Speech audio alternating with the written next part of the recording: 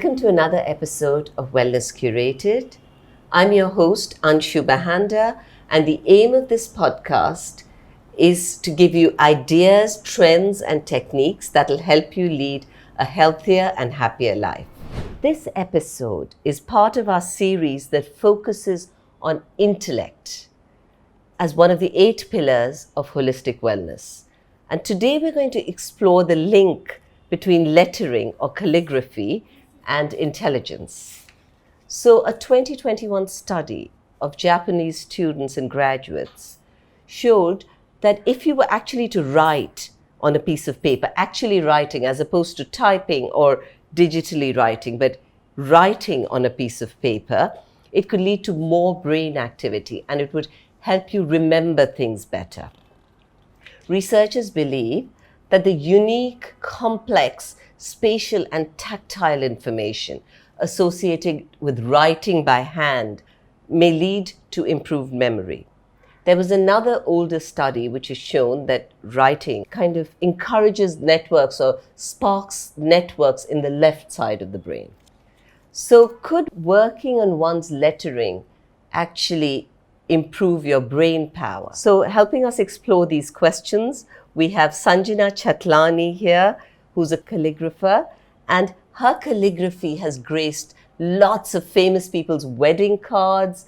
She does calligraphy on corporate gifts, on corporate notes. Welcome to the show, Sanjana. Thank you, and thank you for having me. I'm really excited, and welcome to Bombay. Thank you. And I think the topic is really interesting, and it's something that I too would like to discuss and dive into. So really looking forward. Thank you. Thank you for being here. And I'm very excited personally because I'm fascinated with all things Japanese. And this is something which I know there's a lot, Japan has had a huge influence on calligraphy. But tell me about your workshops and the work that you do.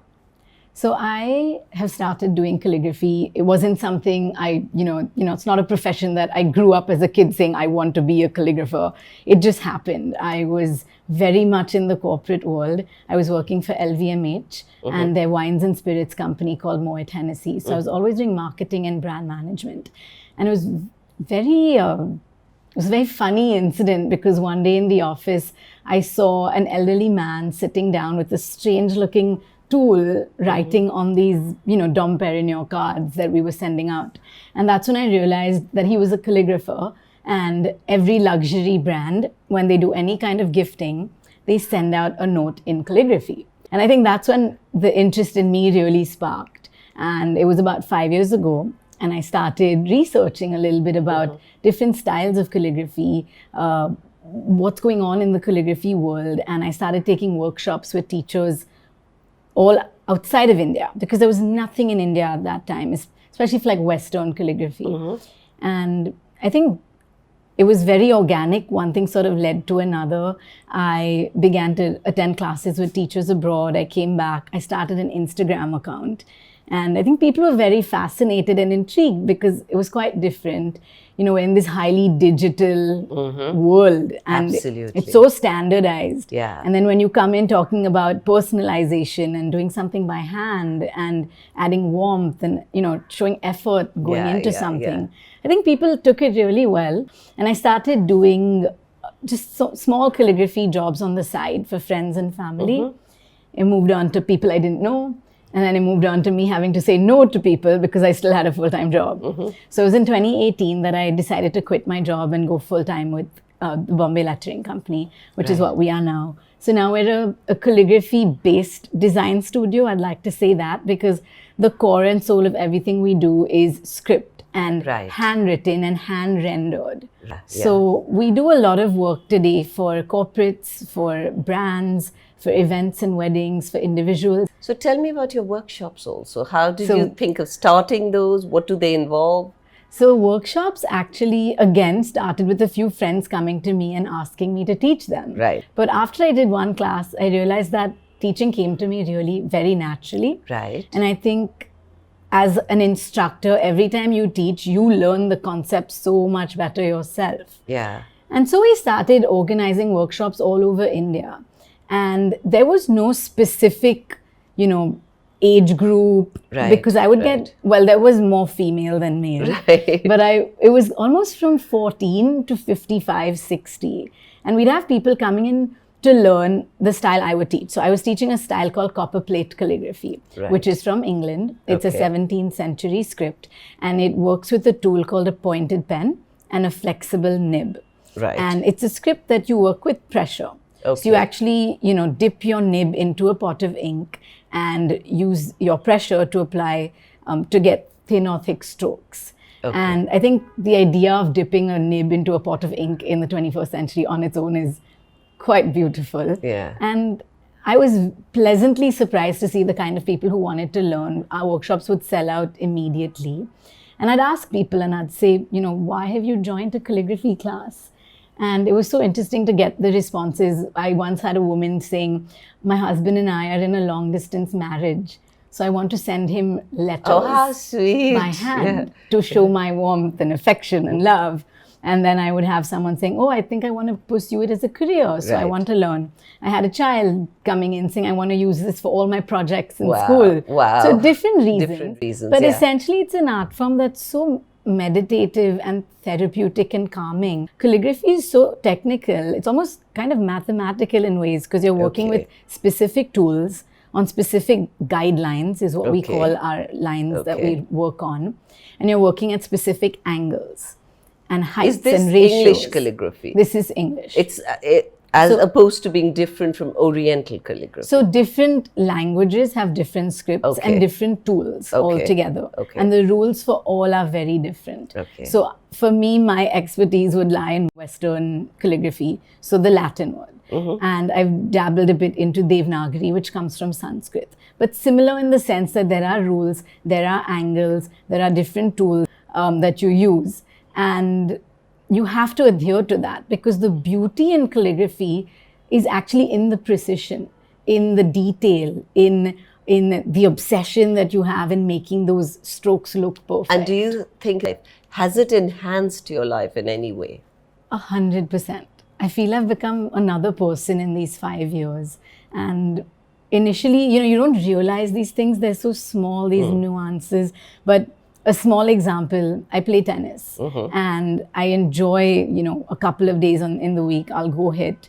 And I took a little break a couple years ago and I was only doing calligraphy. And I got back to tennis and I thought my game would be very bad because I was out of touch, I was out of practice. But I realized that my tennis was actually really good, because I was using the same concepts that I was learning while learning calligraphy on the tennis court as well. Wow. So simple things like hand-eye coordination. I was so much more focused when I was playing.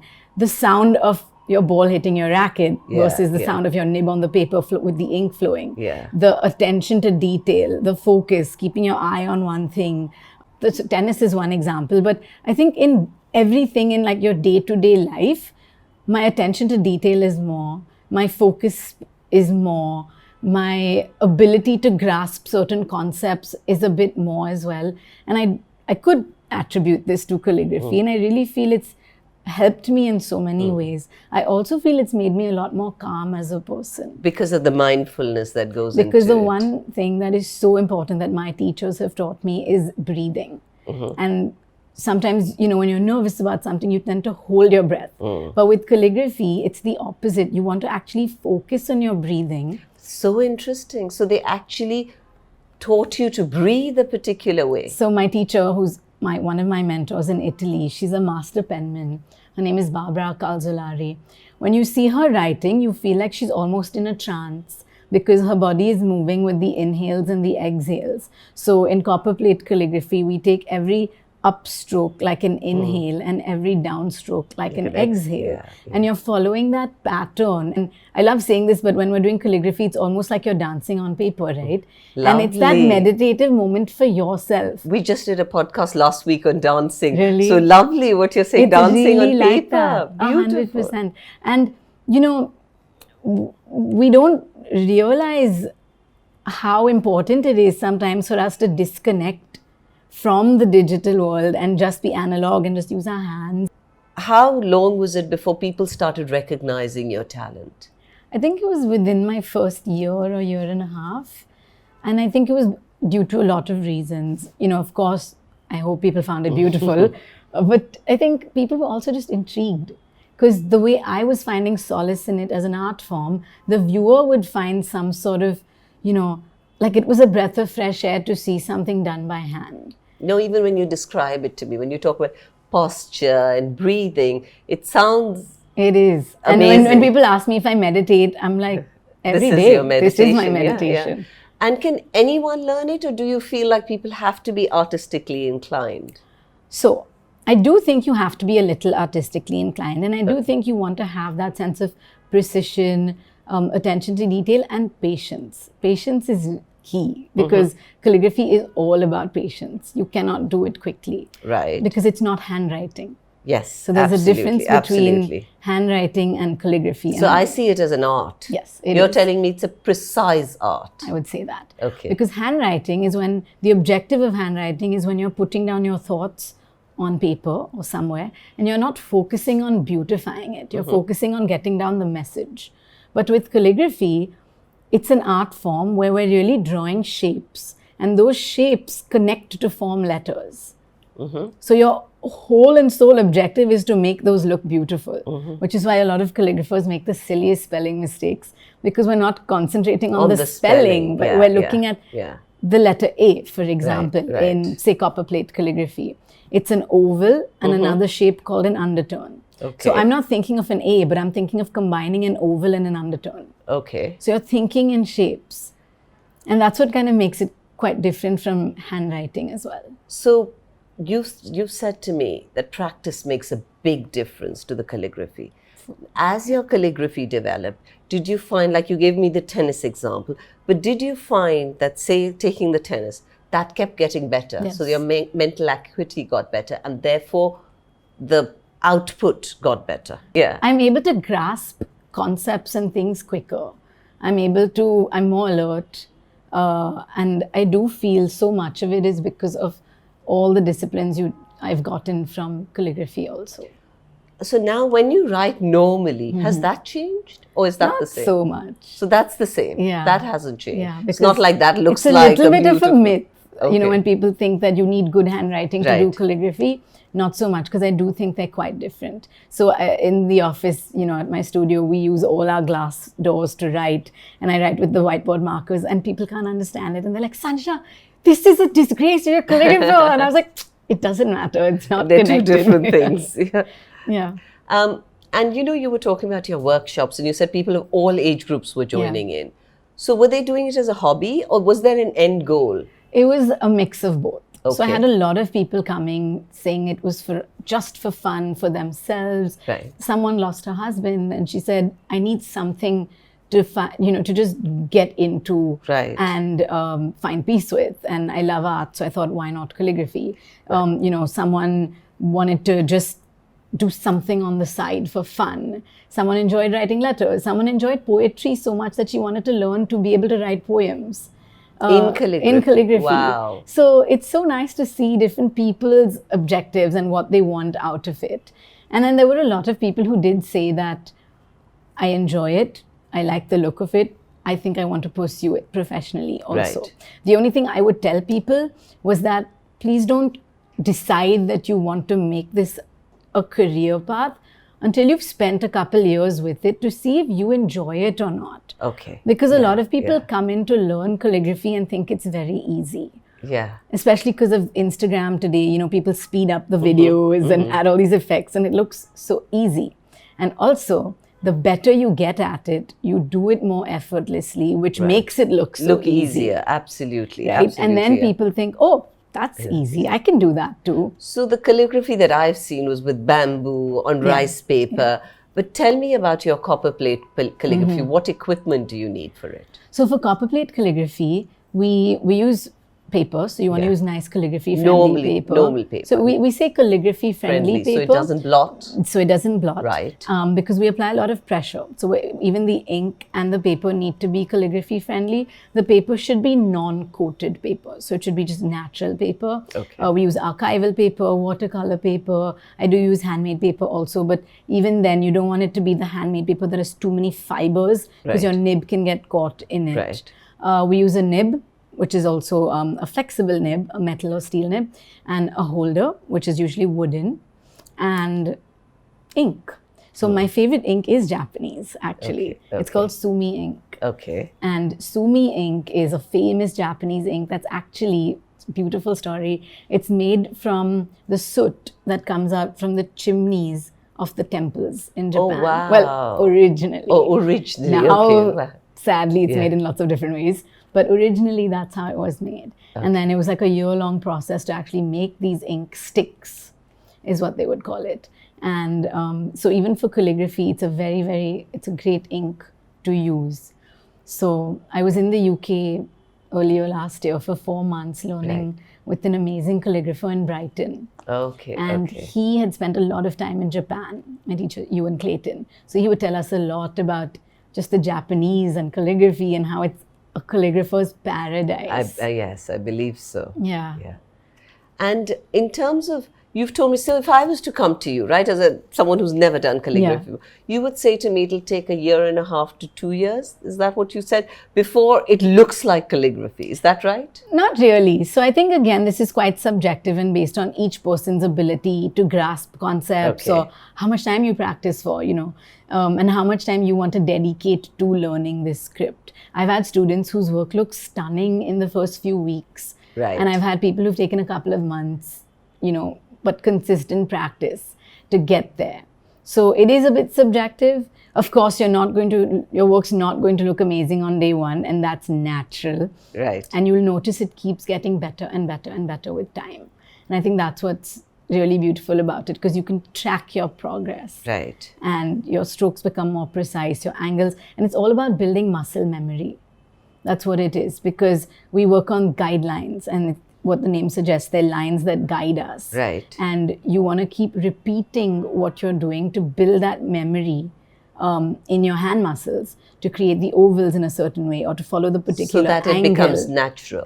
Today I can pick up a pen without my guidelines and I will write at exactly 55 degrees. Wow. Because that's the angle copper plate's written at. Or whether I'm doing another style called Spencerian, which is American cursive, which is a much younger script because it came from the US in like the 19th century, and that angle is 52 degrees. So I'm writing at 52 degrees. Oh my God, that kind of precision. And then if you go into, like Gothic or like black letter or broad edge, again, European, it's upright. So you're writing at 90 degrees, but your nib's at another angle of 30 degrees. So you're focusing on two angles.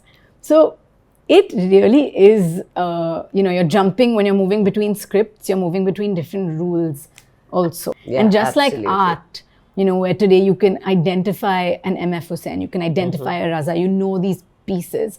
Even with calligraphers today, I can see pieces of work and I know that it's done by a certain master penman. Oh my God, amazing. Because over time you develop your own style and you add your own flavor and you add your own touch. So when I'm talking to my students as well, of course, in the beginning, your objective is to just copy the exemplar and make it look identical. So you want to understand the fundamentals and get that right.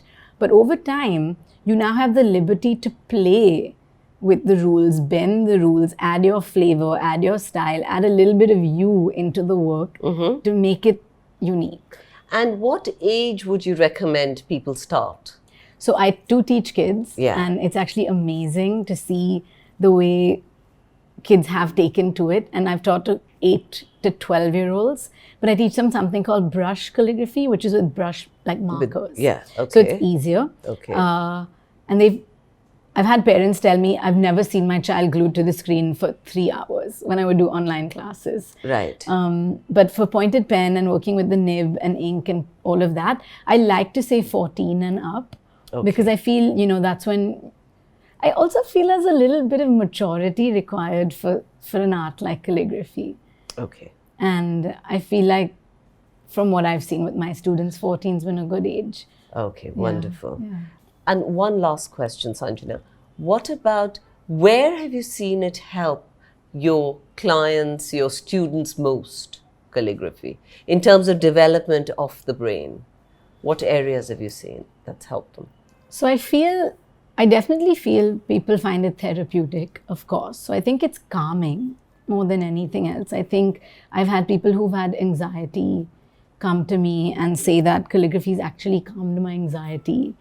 I've had people, I've had a client whose hands used to shake a lot and just like really bad jitters, and she would tell me that once I focused on my breathing and just my strokes and my hand and all of that, I've actually realized that the shakiness has gone. Amazing. So different places, I guess, but a lot of people have said it's calming, it's meditative. Like I feel it's definitely helped me with attention to detail, more focus, more precision. And I see that with a lot of my students as well. Wonderful. What a lovely chat. Thank you for your time, Sanjana. To recap very quickly, what are the benefits of calligraphy for the mind? You just told me. It's calming, it's super therapeutic, you will be more focused, and I think your attention to detail will really increase. How long does it take to become a master calligrapher? Years and years and years. Oh, okay. Take it slow, don't rush it. And thank you. Thank you for taking the time Thank to be you. here, Sanjana. And thank you to the listeners for listening in. I hope you learned something today. I hope you learned something new. And I hope we've got you a little closer to leading a happier, healthier life. If you enjoyed our show, please take a minute to like it, share it with your friends, and press the subscribe button. Thank you.